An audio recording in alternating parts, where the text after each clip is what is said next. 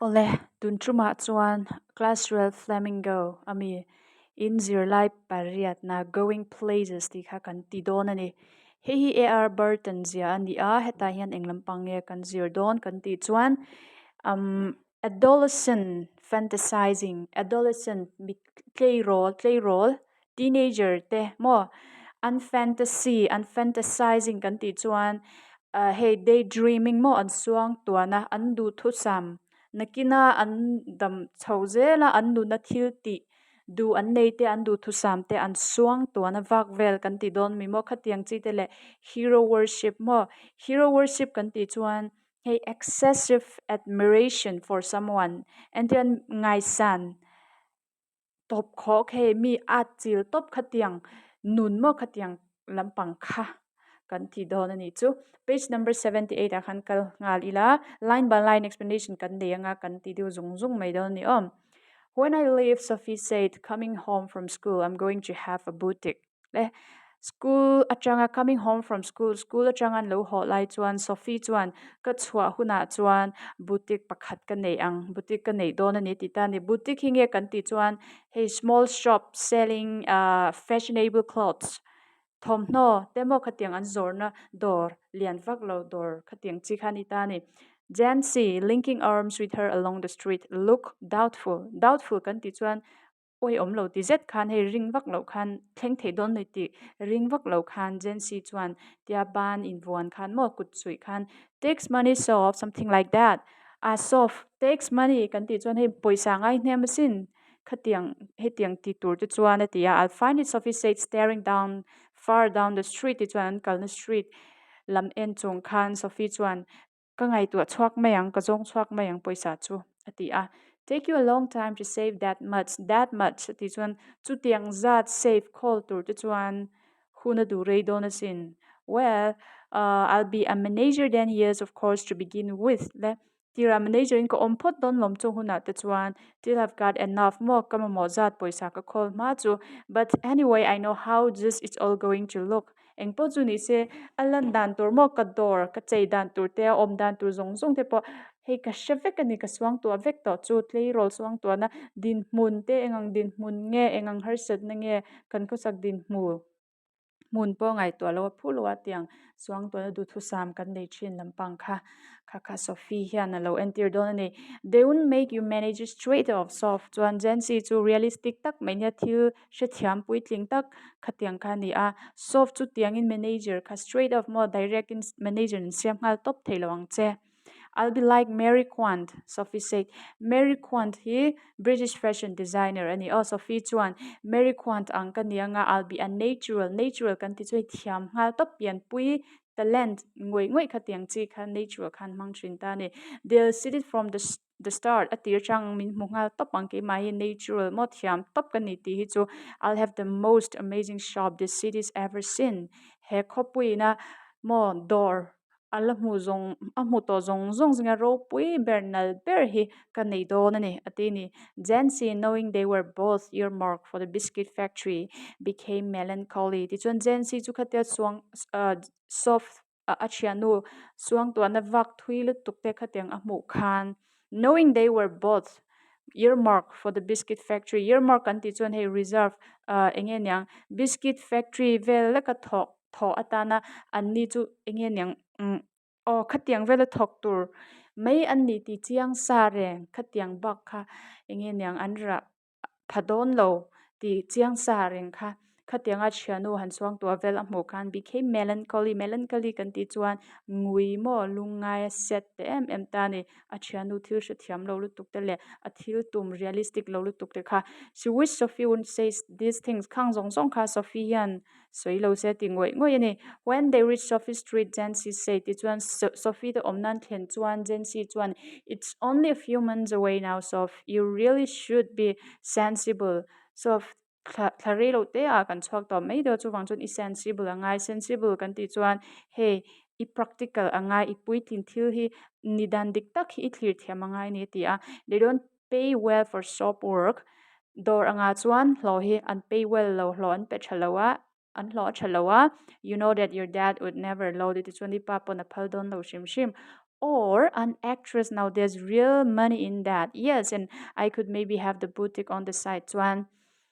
a thian nu thu soi chu ngai to lek lo chuan Sophie chuan ani lo pon ala ti sha mani a sawang to na thu sam khovela han la cheng ani lo pon actress lem chang thiam ka ni anga. Now there's real money in that. Real money kan ti chuan poisa tam tham tak mo lo tha tak khatiang kha actress hemi acting a hen omin ka sia. Yes, and I could maybe have the boutique on the side ti chuan hemi doorbell hi chu side khan ka ran mai mai anga. Hey enge nyang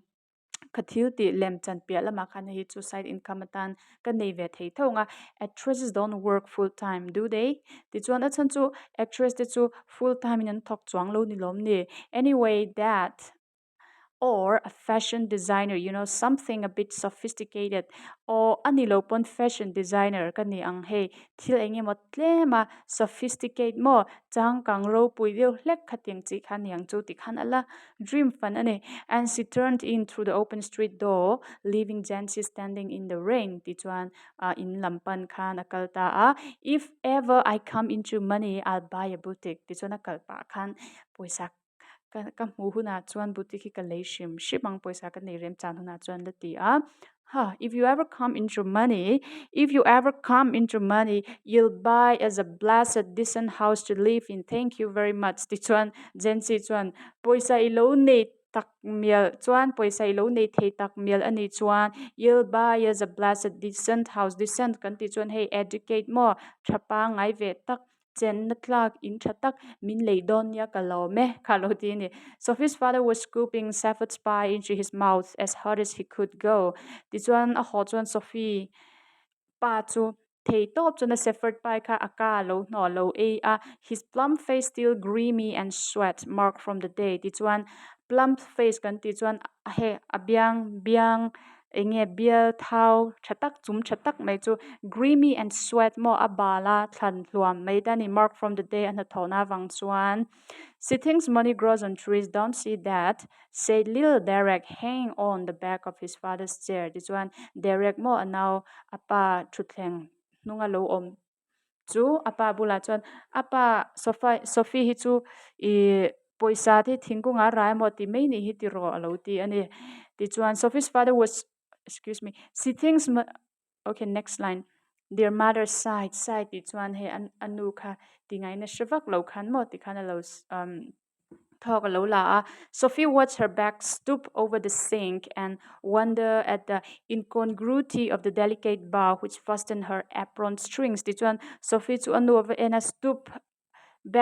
over the sink mo thlen sil na khatiang vela avakun nya ma en khan incongruity kan ti chuan he in milo out of place mo khatiang in milo anu le bow mo khami apron mo atron na khatiang bow le anu kun vel mo nung khatiang in melo lu tuk te kha ve ena the delicate seeming bow and the crooked back chuan he crooked back kan ti chuan anu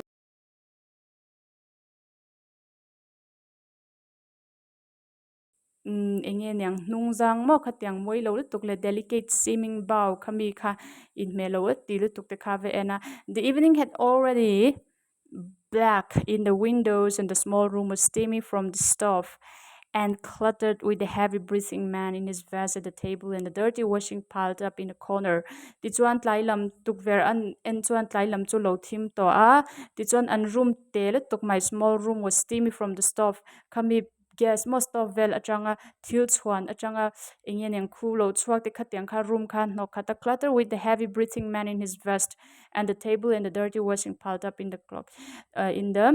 corner. Ti chuan thlen sil tur tam tak lo om te khatiang zong zong hei hian en tir chu an room mo an in te zia te an khosak na kha khami kha indirectly no tilang ta ni. Sophie felt a tightening in her throat khatia an in chep lu tuk tot lu tuk te an en khan shiomati ni tightening mo chep in her throat mo thailo ang khan omani a shiomati as she went to look for her brother Geoff. Ti chuan a brother Geoff en tur khan ava chuak ta ni. He was kneeling on the floor in the next room tinkering with a part of his motorcycle over some newspaper spread on the carpet. Ti chuan unau pa chu kneeling on the floor mo flora chuata chuan enge nyang alo bok khupa ingin yang tring chi in na lo thok ani tinkering kan ti chuan fix ani me heta chuan mo a part of his motorcycle kha lo fix ani carpet chunga han newspaper kha pha a he was 3 years out of school achwa sana chang khan kumthum alo di to a an apprentice mechanic apprentice kan ti chuan hey train mek mo zir mek khatyang khani mai thiam tura I thil ti pa a in zir chho mo traveling to his work his day to the far side of the city and khopui atanga hlat takka na thok tur khana culture he was almost grown up now puitling trap to a and she suspect areas of his life about which she knew nothing ti chuan areas of his life which she knew nothing Sophina ashiat mialo anun athil thleng tam tak te kha angai tu trina enge thleng ang o ti te kha about which he never spoke atong achan chu khangvel kha asoi vak ngai lo ni a u hi chu Sophie ang lo tak khan thil asoi vak lo a tong tam lo ani he said little at all mo thil hi asoi zen lo a ever voluntarily kan ti chon adu thu nge ya mi na an zo wang po ni lo a tia thil soi vak ang chi kha ni lo ni words had to be prized out of him like stones out of the ground mo ama a geo fa chang chuan le atanga enge leya lung kan lak chhuwa angai ang hian he dil chhuat tak mi hi ngai ni thil soina na mo khatenga vati va zo tak mi kha ngai thin chu tiang mi hring chu ani a and she was jealous of his silence khatiang angoi theina mo khatiang kha a thik thin ani khatiang kha ni ve se adu thin ani when he wasn't speaking it was as though he was away somewhere out there in the world in those places she had never been this one engma soilawa omlai hian it was as though she was away somewhere mo mun thlataka khoya emo out there in the world in those places she had never been Sophie na la thlo phak lo ala thlen lo na hmuna hian a cheng emoti mai tur ang hian ni thina whether they were only the outlying districts of the city or places beyond in the surrounding country chung a u om na tur mo aswang to na kalvel na tur te khatianga ngai to khan district la tak ani lo pon hemi an chevel country mo khatiang pialam de ni kha a ring chin ni tu nge sia le mo hunyu they attain a special fascination simply because they were unknown to her attain a special fascination kan ti chuan Sophie la ka khan khatianga a u nun dan te om dan tur te kha special fascination kan ti chuan I nge nyang hey va o big na va hey va chik na va shat chak ta khat chin na chan chu simply because they were unknown to her a chan chu a hrangai lo ni a hriat ngai lo wang ani a remain out of her reach a thlen phak pia lam ani wang ani bok ani perhaps there were also people exotic interesting people of whom he never spoke ka uina sohingai mi lo mo never spoke a sohingai mi lo interesting mi thatak tak exotic people mo he ka mel shiat ngai lo te mi special mi ro pui tak tak hi an om na it was possible om ve theitla ni ti te kha ngai to a though he was quiet and didn't make new friends easily mingoi choi ani a thiante po asiam zung lo nangin anuna tiang mi hringin om ve shrimang ti te kha ngai to a still long to know them mo long chak an mani shiat kha achak ani she wished she could be admitted more deeply into her brother's affections chuan a brother du sakna mo unau pa du sakna mangai ne te khatiang kha ayana sajok kha she could be admitted more deeply mo na sajok nei te kha achak a nei te kha achak a and that someday he might take her with him ti chuan engtika mo chuan abula ashroi ve theinan though their father forbade past tense of forbid phalo khap mo though their father forbade it and Geoff had never expressed an opinion apai na phalo pialama a unau pai na ngai dan mo khatiang lampang engma soi ngai lo the chung asoi ngai lo the chung in she knew he thought her too young mo a unau pa hin ala nau pang lu tuk ati ti hi ashereng ani and she was impatient do theina nei lawa she was conscious of a vast world out there waiting for her mo a chen na khovel pia lam mo khami pon lama khan khovel zau taken alo ha ka ni ti kha a conscious mo asherenga and she knew instinctively that she would feel as at home there as in the city which had always been her home instinctively kan ti chuan hey natural instinct mo shiat na ang chi kha ni mai vazir chop emovin train chop wang ni loin ti chuan she would feel at home there as in the city which had always been her home hey mi a chen na khopui city chung atan in ang maya en na mun ang tho khan khami mun pon lama po chuan hey she will feel at home mon no mati don na tuk tho ani lungleng don lowa outsider ngina om don no ti kha a shereng ani it expectantly awaited her arrival angai dan chuan chung pon lam ala tlo phak lo ala kal lo na khovel te chu lo ngak be se ranin an lo ngak ang hian angai ani she saw herself riding there behind Geoff nunga chuan atlan ve a ti chuan akal ve a right ve a he or new or past tense of where aha a new shining black letters ti chuan u chu shining black letters kor moi tak mo pleasure mai kha ha a and she a yellow dress with a kind of cape that flew out behind ti chuan I kor eng nal tak mai mo kha tiang te kha a ha a ti chuan an tlan pa ti chuan a phevel ani a thom atiang a kor hak te kha suang to na vek a fascination mo a dream vek kha ni ta ni there was the house of applause